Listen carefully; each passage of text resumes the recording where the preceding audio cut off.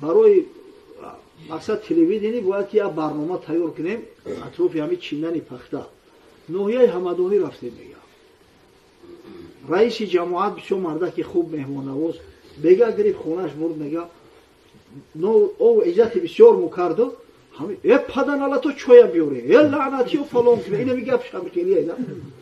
من میگه سحر اومدیم روز دیگه همین تونمو پیش اصل خلاص کردیم گفتیم میریم گفت کجا میریم گفتیم مهمان خونه گفت خونه من میریم کی گفتیم مکمه بخشی نمیریم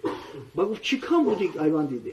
گفتیم دهنتون خیلی بسیار دهنی پلفسای بعد داشته حقوراتی بسیار میکنی ولی هم خونه بوده چی میگن سه چور مهمانی دنگوسا اومدن همین روز تو بگه حقورات چی میگه شب تا سحر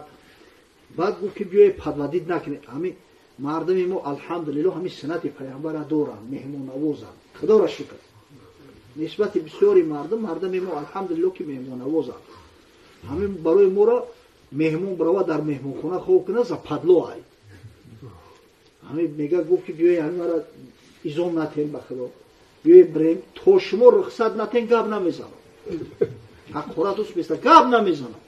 خیلی میگه اومدیم قطیش تورات کردیم اصل خوندیم ششتیم چخ شام شید شام جماعت کردیم خوندیم چخ گپ نمیزنه خب پای میگه چخ خفتن شده است نه چویه نه اون دیر بشنگیدم میگه هم میگه هم دیگر هم تایش سرد نگه داریم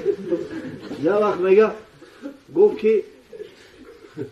هم تا دو شوار داشت میگه بعد گفتیم گپ زن اجازه هسته یا چی پرسم تو گوش نمونده هم میگه گفتیم خیلی وقت من اجازه نده من فعالیت کنم من مایلش با می در اون کرد یه بار پدر بکشه مهمون را بعد سرخون اومده بعد الخوص اومده اوکی نخوص زندگی را به همین درجه را بیاریم نخوص با درجه گوگدم شما همون خانواده که تو زمان حقورتش نکنید با مهمون چوی نیورد